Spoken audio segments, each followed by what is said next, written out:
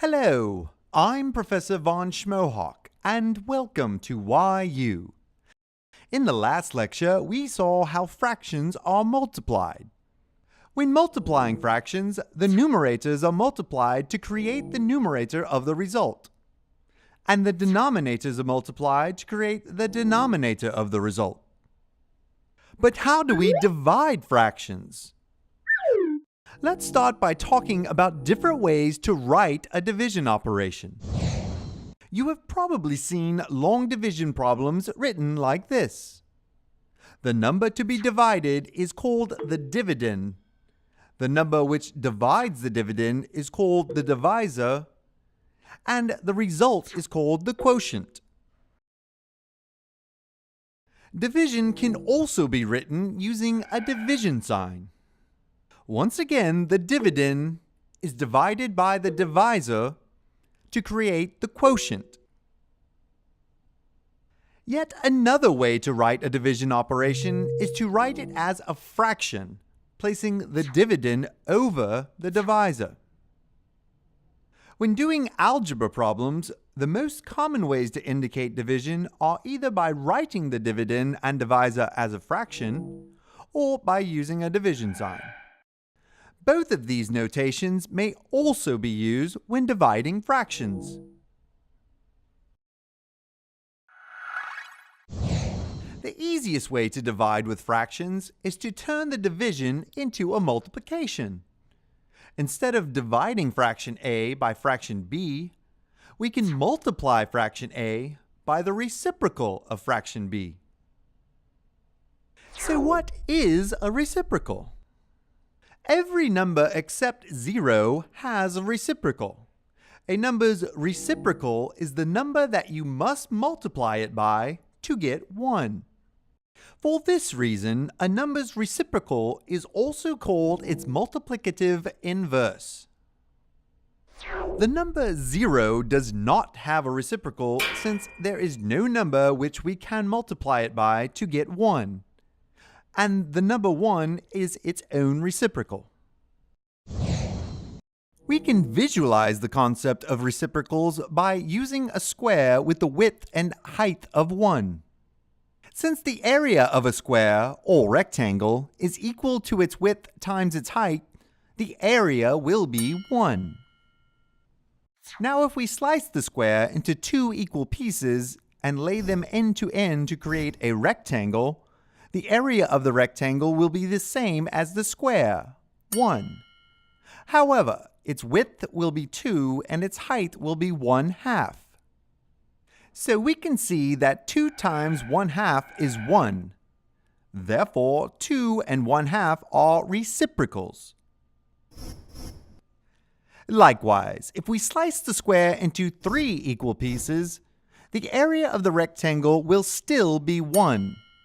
However, its width will be 3 and its height will be 1/3. Therefore, 3 times 1/3 is 1. So 3 and 1/3 are reciprocals.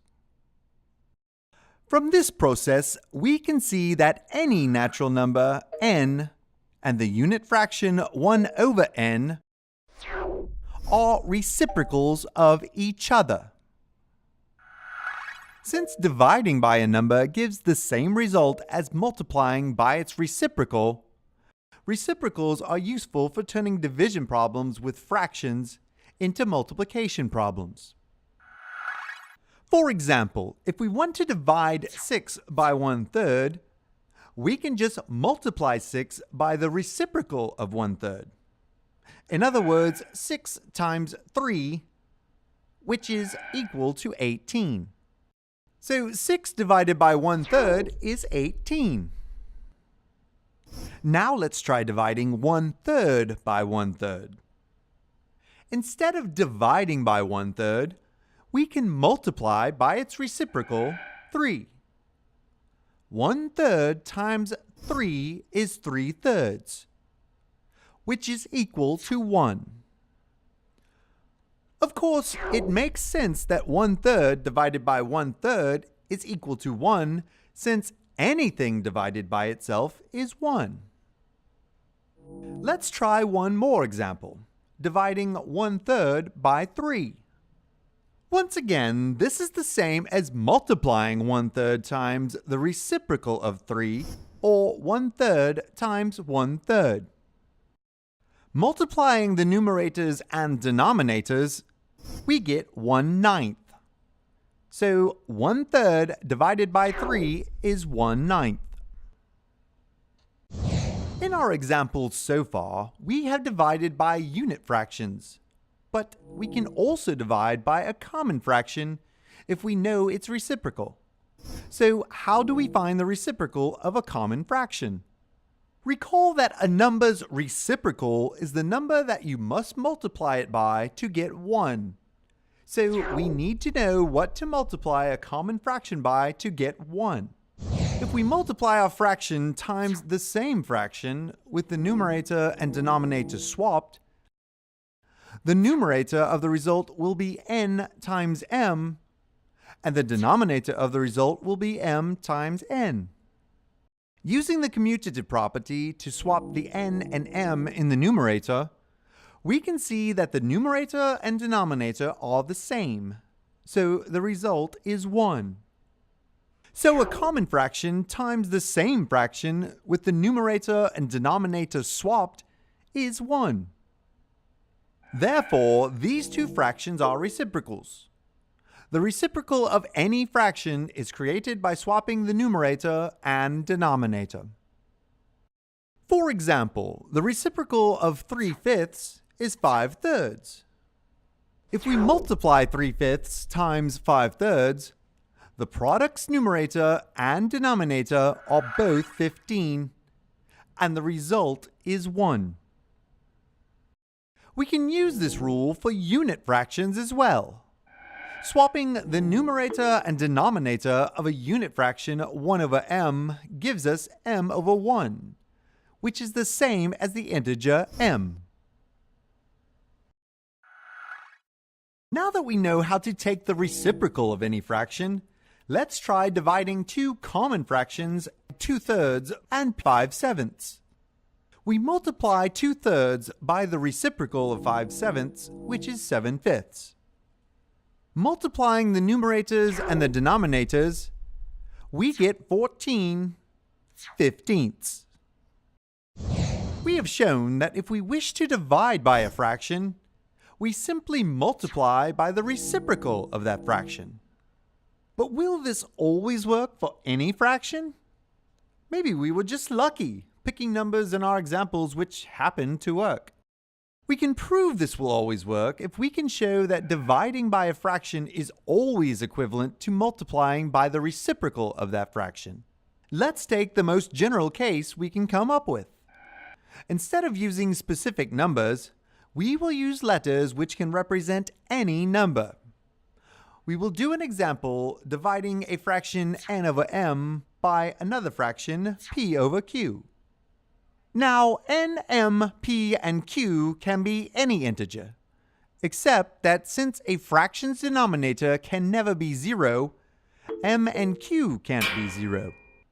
Also, p can't be 0 since this would make the fraction p/q equal to 0, and we can't divide the first fraction n/m by 0. As we saw earlier, another way to write a division operation is to write it as a fraction, placing the dividend over the divisor. So we can write this division operation between two fractions as one big fraction.